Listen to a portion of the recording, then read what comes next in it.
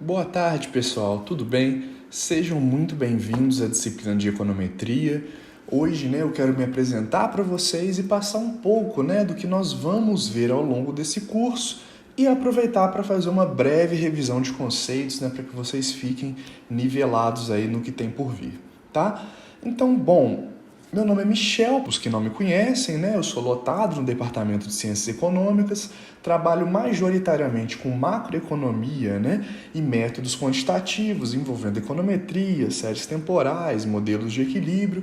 Também possuo interesse na área de finanças, tá? E eu vou ser o docente responsável pela disciplina de econometria com vocês ao longo desse semestre. Tudo bem, pessoal? O curso de econometria, ele é um avanço, É o curso mais avançado que vocês têm na grade do curso de Ciências Econômicas na UFVJM, tudo bem?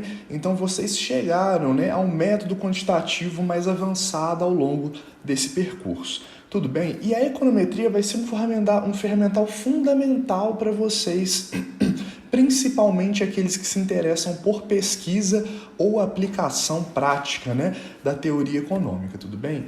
Em econometria, nós vamos passar por uma série de etapas que vão, digamos, superar muito do que a gente viu em estatística. Então, nós vamos tratar aqui de um método, majoritariamente mais avançado e mais abrangente, Em econometria, nós vamos estar preocupados majoritariamente com problemas que envolvem múltiplas dimensões, ok?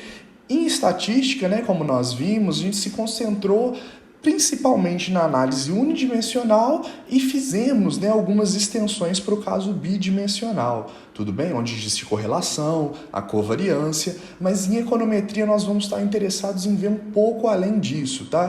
Problemas que envolvem 3, 4, 5, 10 variáveis, vão ser melhor tratados com as técnicas de regressão que nós vamos aprender aqui. Tudo bem, pessoal? Eu vou dar essa primeira aula com revisão de conceitos, para a gente conseguir nivelar a turma de uma forma geral. E a próxima aula nós entraremos, propriamente no primeiro capítulo do nosso livro de econometria.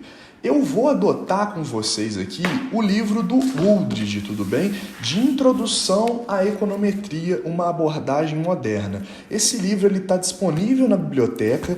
Essa edição aqui que eu tenho, é a tradução da 4ª, mas eu creio que vocês já encontram aí para venda a 6ª edição atualizada. Os capítulos, a estrutura do livro é a mesma, só tem algumas pequenas correções, alguns exercícios diferentes, mas é o mesmo livro com o mesmo conteúdo. Tudo bem? Então, para a gente adentrar nesse mundo, eu quero revisar alguns conceitos com vocês, tanto em termos de matemática, de somatório e derivadas, quanto em termos da estatística, para a gente tratar esperança, variância, covariância e a correlação, tá? No final, que nós revisarmos esses conceitos, a gente vai, tentar entender o que vem pela frente, o que veremos a seguir, e eu vou passar para vocês novamente as principais referências para o nosso curso, tá? Pessoal, inicialmente, em termos da matemática, a gente começa aí com o conceito de somatório, tudo bem? O somatório, esse símbolo aqui que segue, anteriormente a uma variável, ele é simplesmente a soma de elementos, tá? A gente vai considerar, por exemplo, o x sendo uma variável qualquer, dando um exemplo aí, a idade de cada um de vocês que está cursando essa disciplina, tá? E o xi, ele vai começar em 1 para o primeiro indivíduo até n, que é o tamanho da turma. Tudo bem? Então, o somatório da variável idade seria o quê? Nós somarmos a idade de cada um de vocês, do primeiro aluno, dessa classe até o último aí. Ok, pessoal? Um conceito em matemática importantíssimo que a gente vai aplicar bastante aqui em econometria. Além disso, vamos revisar também a soma de uma constante, tá? Algo óbvio, mas que eu gosto de retomar, porque essa questão vai ter algumas utilidades para a gente, principalmente quando nós formos derivar os estimadores, essas propriedades são úteis, Então, se a gente está somando, pessoal, também né, uma quantidade aí de constantes de 1 até n, a gente tem simplesmente n vezes a constante. O que isso quer dizer? Vamos supor que todos vocês tivessem a mesma idade nessa turma, tudo bem? Nós temos aí do primeiro aluno até o enésimo, tá? E todos aí, vamos supor, com 20 anos, tá? Isso significa, né, esse somatório, que nós vamos repetir esses 20 anos, o total, né, de alunos que existe na classe, tá? Então eu vou somar 20 mais 20 mais 20 do primeiro até o último aluno. Só que eu posso resumir essa soma simplesmente como n vezes c. Por quê? N é o tamanho da turma. E como c se repete para todos os indivíduos, eu posso simplesmente multiplicar o tamanho pela constante que eu chego, né, ao resultado desse somatório, tá? Outra propriedade aqui importante para nós é o produto da variável por uma constante, tá? Então, supomos que nós temos aí um somatório de 1 até n, né, sendo n o tamanho da turma, e nós estamos aí novamente interessados, né, em alguma variável x. Tudo bem? Se eu multiplico uma constante dentro desse somatório, isso é a mesma coisa que multiplicar cada, né, observação, né, ou a idade de cada um de vocês pela mesma constante c, tá? Essa constante c ela pode ser qualquer número, 1, 1,5, 2, 1,17, qualquer valor dentro do conjunto dos reais, tudo bem? Então, multiplicar todos os elementos, né, de x1 a xn, que agora são distintos, por uma constante que é igual, a gente pode pegar, né, aqui a propriedade, né, distributiva e a gente isola o c fora dessa soma e nós podemos representar então que o somatório, né, de uma constante vezes a variável é a mesma coisa que a constante vezes o somatório de x. Tudo bem, pessoal? Ok? Então, essas propriedades, como eu falei para vocês, vão ser fundamentais para o que a gente vai tratar em econometria. Além disso, né, vamos colocar aqui a soma e a subtração de duas variáveis no caso do somatório, tá? Eu quero mostrar para vocês que o somatório de uma soma é a mesma coisa que a soma dos somatórios, tudo bem? Então, tanto faz se o somatório está fora, né, dessa soma ou se você passa ele para cada uma das variáveis. Esses dois termos são equivalentes e tem que dar o mesmo valor, tudo bem? A mesma coisa vale aqui para a subtração, tudo bem, pessoal? Então, o somatório de uma subtração é também a subtração dos somatórios. Então, você pode fazer o somatório para cada indivíduo, né, fazendo a subtração, ou você faz o somatório para cada variável e depois executa a sua subtração. Ainda, né, pessoal, vale a pena a gente destacar, né, que a regra do somatório e da subtração é válida, mas no caso do produto e do quociente, ela não tem aplicação direta, tudo bem? Então tomem cuidado. O somatório de um produto não é o produto dos somatórios, tá?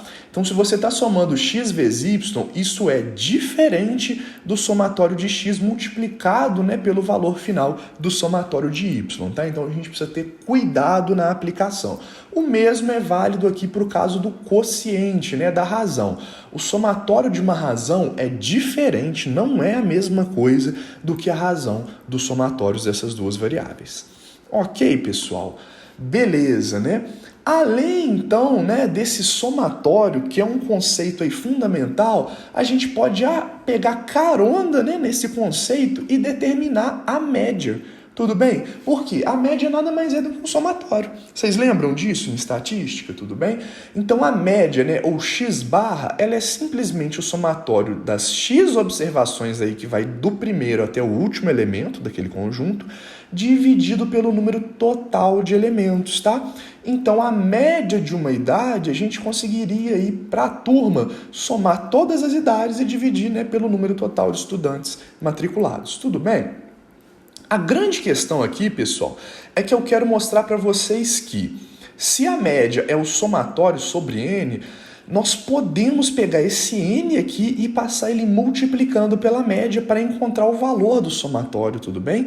Então, se x barra é igual a somatório de x sobre n, se eu passar o n que está dividindo multiplicando a média, N vezes o x barra, que é a média, é simplesmente o resultado do somatório de x. Tudo bem? Outra propriedade que vai ser útil e vai nos servir ao longo dessa disciplina. Beleza, pessoal? Ok, né? E além disso, né, a gente tem também uma propriedade muito útil, né, que quando nós estamos olhando aí para os desvios de uma variável, né, sem quadrado, sem módulo, a gente tem que o somatório de xi menos x barra, ele vai ser zero, tudo bem? Isso daqui também vai nos facilitar muito a vida. Então notem, né, eu tenho o somatório de uma subtração, eu posso passar, né, como a subtração dos somatórios. Então eu passo o somatório para xi e o somatório para x barra, tá?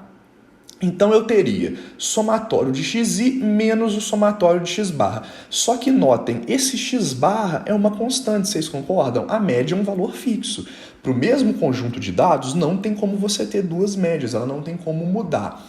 Então, ela é uma constante. A gente viu aqui na regra da constante que o somatório de uma constante é simplesmente n vezes a constante. Então, eu estou substituindo esse segundo termo por n vezes a constante x barra. Só que o primeiro termo eu também posso substituir, porque a gente acabou de ver que n vezes a média é o somatório de x. Então vejam bem, esse primeiro termo e o segundo, eles têm o mesmo valor, eles são equivalentes. Então, né, algo subtraído desse próprio valor é simplesmente zero, né? N vezes x barra menos n vezes x barra é zero. Tudo bem, pessoal? Ok, né? Por fim, eu quero mostrar para vocês agora uma propriedade um pouquinho mais complicada com o somatório, mas também que nos vai servir muito para essa disciplina, tá? A gente pode determinar, pessoal, esse somatório aqui do produto dos desvios de x e y dessa forma que a gente vê aqui abaixo, tudo bem? Então, o produto aí dos desvios, lembrem, ele não vai ser o produto das somas, né? Eu mostrei para vocês. Essa igualdade aqui não é válida, na verdade é uma desigualdade, é uma diferença. Então, para a gente resolver isso, a gente precisa multiplicar. Tudo bem? Vamos aplicar aqui, né, a distributiva. Então, esse produto, a gente pode abrir ele como xi, né, vezes yi, menos xi vezes y barra, que é o segundo termo, né? Agora, menos x barra vezes yi, agora menos com menos dá mais, x barra vezes y barra. Tudo bem, pessoal? Então eu simplesmente abri esse produto. Notem que agora eu tenho o quê? Eu tenho vários termos, mas eles ou estão subtraindo ou somando. Isso daqui, nessa forma, agora eu posso passar o somatório para dentro. Tudo bem? Então eu vou conseguir trabalhar o somatório de cada um desses termos, como mostra aqui essa terceira linha, tá? Então eu tenho o somatório de xi menos o somatório de xy barra, menos o somatório de x barra yi, mais, né, o somatório de x barra vezes y barra, tá? O que eu vou fazer agora aqui, pessoal? Eu tenho esse termo com 4, né, somatórios. Eu vou tentar resumir ele aplicando algumas propriedades que eu acabei de mostrar para vocês. Tudo bem? Vamos ver aí. Olha, Michel, o primeiro termo eu não consigo mexer a princípio nele. Mas o segundo eu consigo, porque se y barra é uma constante, ele pode sair do somatório, tá? Então eu poderia ter que esse segundo termo é y barra vezes o somatório de xi.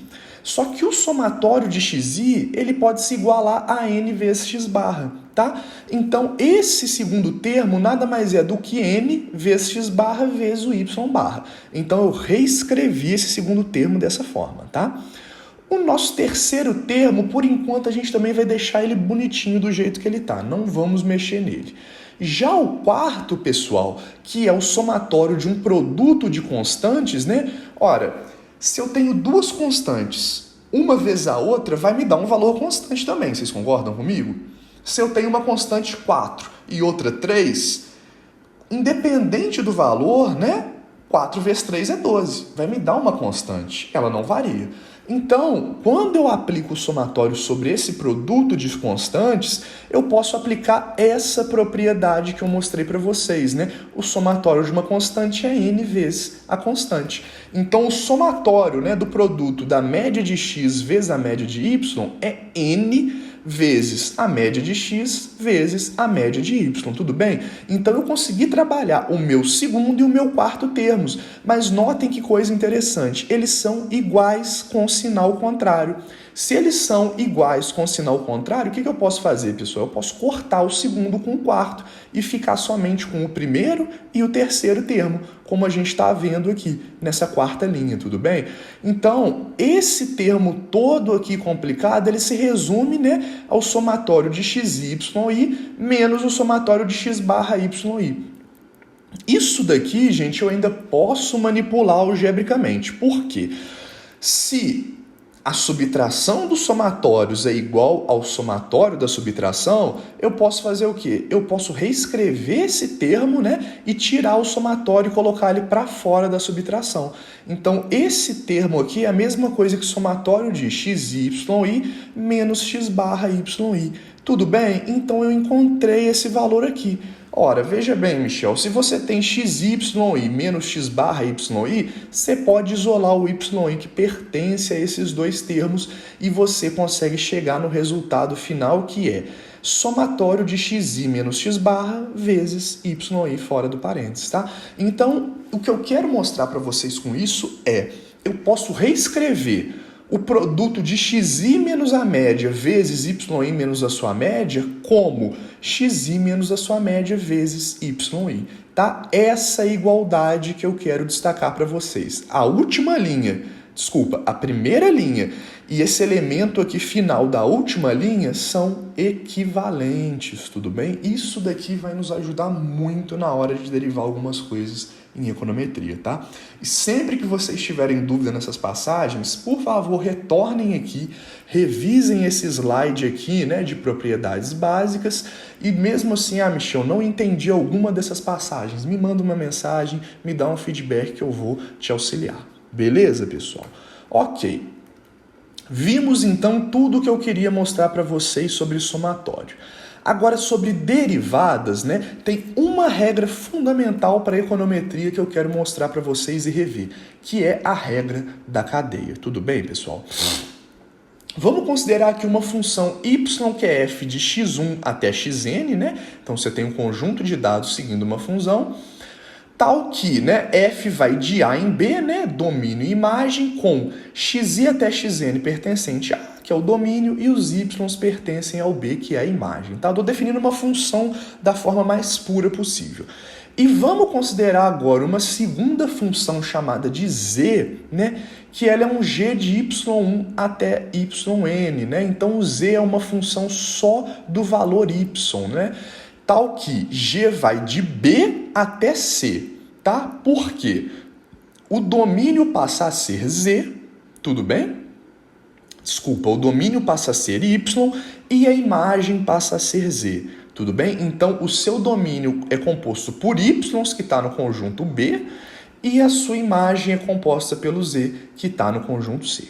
Tá? Então, o que eu quero mostrar para vocês? Né? A grande questão da regra da cadeia é quando nós temos funções compostas. Notem, se y é um f de x e g depende de y, eu posso escrever z como g de f de x. É aquele caso da função composta. Eu vou dar um exemplo numérico para vocês pensarem. Tá? Vamos supor que eu tenho que y, né, é igual a x ao quadrado. Tudo bem?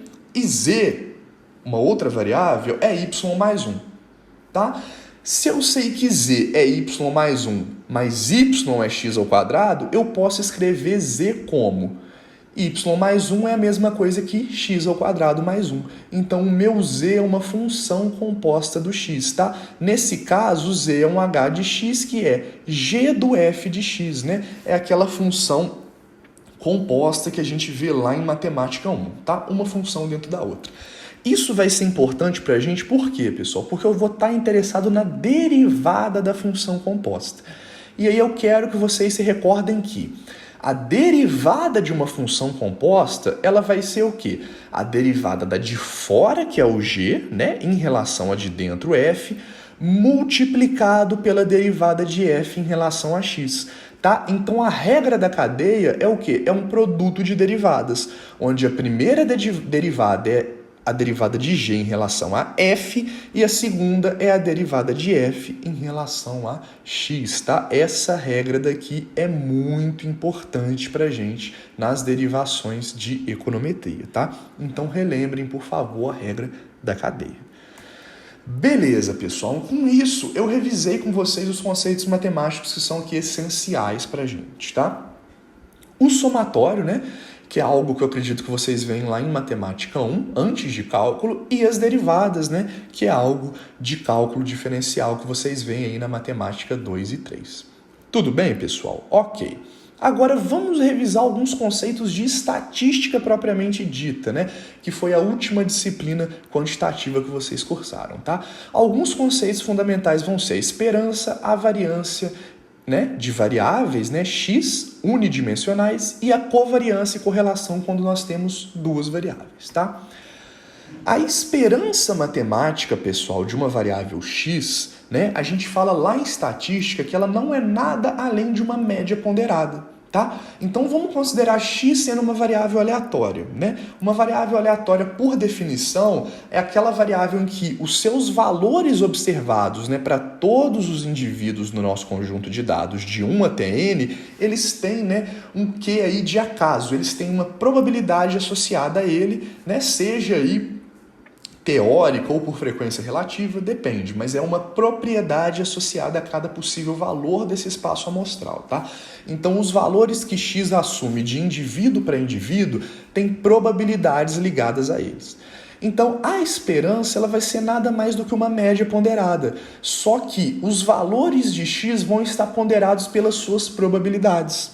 Tudo bem, pessoal? Então, pensem no caso de um dado, um jogo de dados, tá? Qual que são os valores x que um jogo de dados pode dar?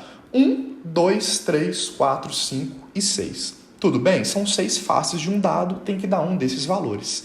Qual que é a probabilidade de cada um desses valores sair? Né? A gente sabe que ao executar esse experimento aleatório, né, que é julgar o dado, antes do dado mostrar a face, nós não sabemos qual valor vai sair.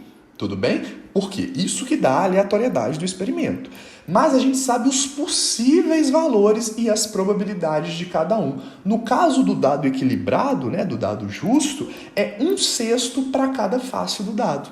Então, a esperança de uma variável x é o quê?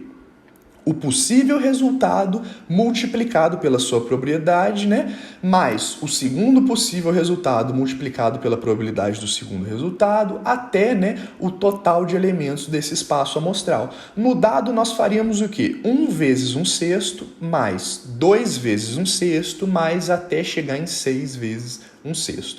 Tudo bem, pessoal? Esse, né, somatório aí de vários produtinhos, né, essa média ponderada, é o que nós consideramos como esperança matemática. Tudo bem? Essa expressão, né, como eu falei, ela é semelhante à lógica da média. No caso aqui, a gente pondera, né, cada valor da variável pela sua frequência relativa ou probabilidade aí de ocorrência, tudo bem? A distinção, né, entre essas duas quantidades é que a primeira corresponde ao valor, né, do modelo, né, teórico pressuposto, e a segunda, né, aos valores observados aí da variável com base, né, na sua média ponderada. Tudo bem, pessoal? Então a esperança é como se fosse uma média ponderada, né, pelas probabilidades de ocorrência para uma variável aleatória. Beleza. E aí a gente vai fazer aqui uma distinção, tá? A esperança como um somatório, ela vai ocorrer para variáveis aleatórias discretas, tá?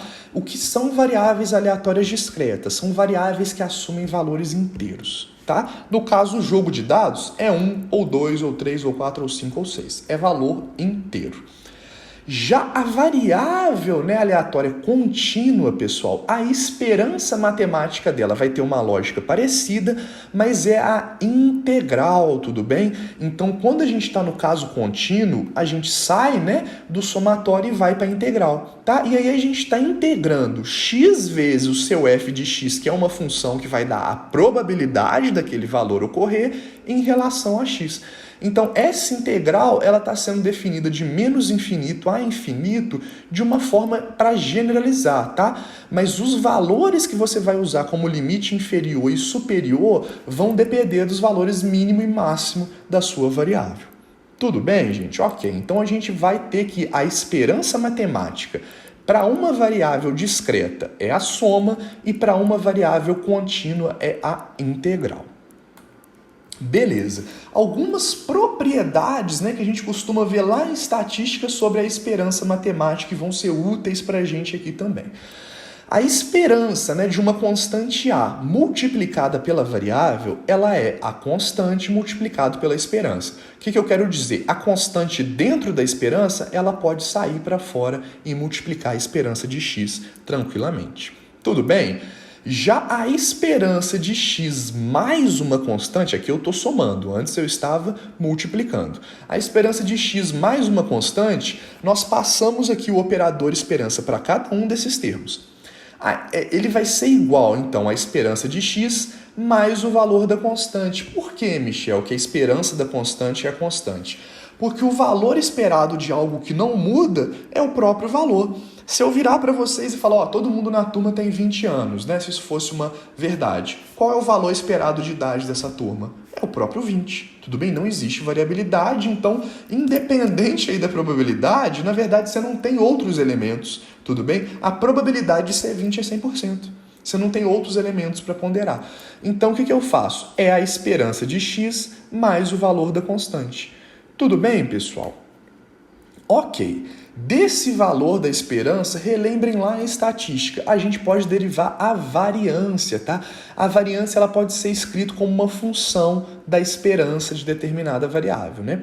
A fórmula da variância, né, para uma variável discreta, novamente, tá? Para variância a gente também vai fazer essa distinção, ela vai ser o x menos a esperança de x ao quadrado multiplicado aí pela probabilidade, né, o somatório desse produto. Só que a gente pode reescrever esse somatório como a esperança do x ao quadrado menos a esperança de x elevado ao quadrado.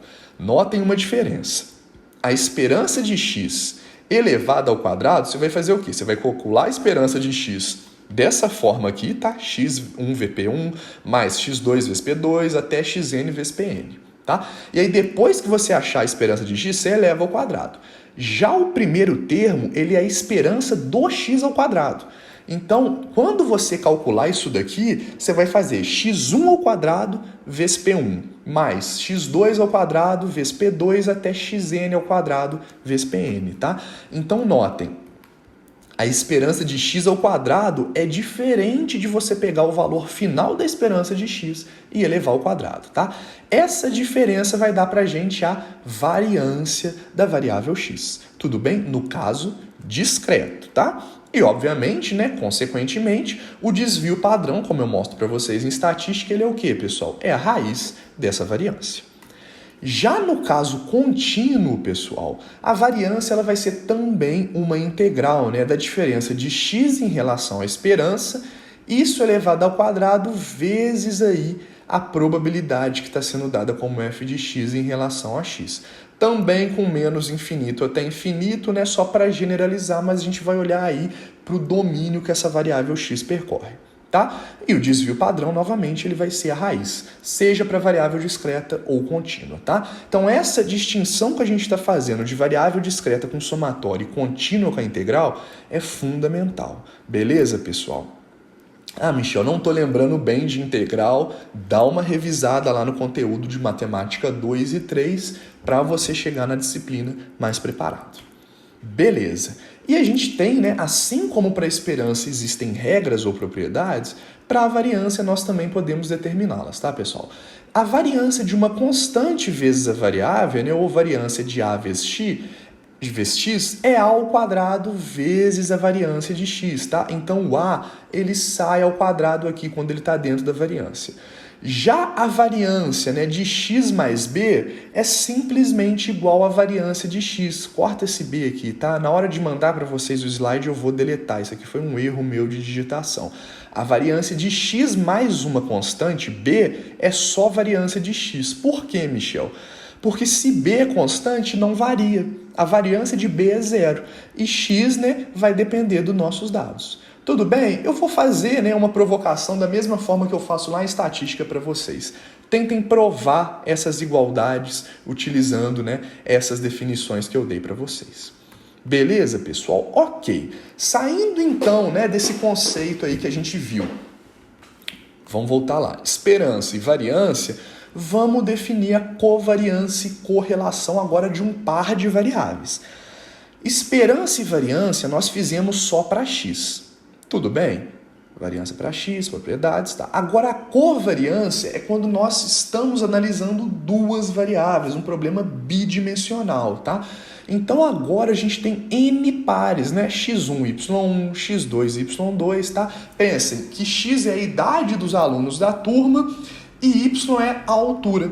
Tudo bem? Então, para o mesmo indivíduo, eu tenho uma idade e uma altura. Então, eu saio, né, do problema unidimensional e caio nele bidimensional, tá?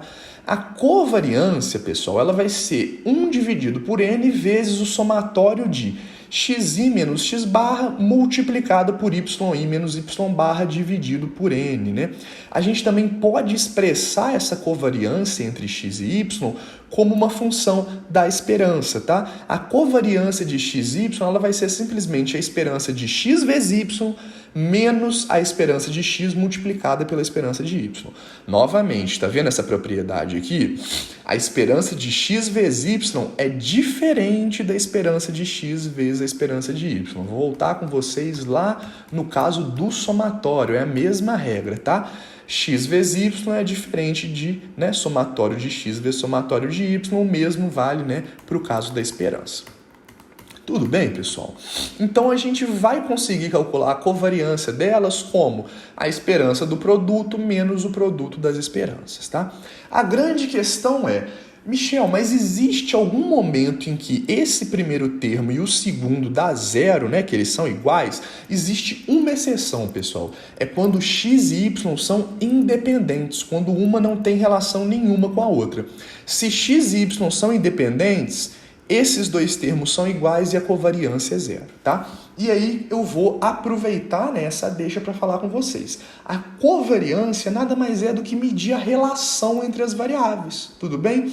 Ora, existe relação entre x e y? Se existe, como essa relação é numericamente, tá? Contudo, né, como eu destaco com vocês lá em estatística, a covariância pura, né, o valor dela final, tem um problema, uma limitação, que é o quê? Ela não tem magnitude. Tá? A gente tem um valor aleatório, a gente não tem um grau de comparabilidade para ver se essa relação entre x e y é forte ou é fraca. A covariância vai depender simplesmente da magnitude de x e y. Se for, né, no caso, uma variável é peso, a outra altura, né? Então uma é em quilo, a outra em metros, a gente perde, né, a comparabilidade para ter noção se essa covariância é alta ou baixa. E nesse caso que a gente sai da covariância e passa, né, para o coeficiente de correlação. O coeficiente de correlação, pessoal, o objetivo dele é o mesmo da covariância, tudo bem? Ele vai medir a relação entre x e y. Só que para o coeficiente de correlação, essa relação vai estar especificamente entre menos 1 e mais 1. Se for menos 1, ela é perfeitamente negativa. Se for mais 1, ela é perfeitamente positiva. E no meio que a gente tem o zero, é quando não existe relação, né? Que é o mesmo caso em que a covariância é nula, né? Ou as variáveis são independentes, tá? A fórmula dela, né, ela tem essa carinha aqui, 1 sobre n vezes somatório de xi menos x barra dividido pelo desvio padrão e yi menos y barra dividido pelo desvio.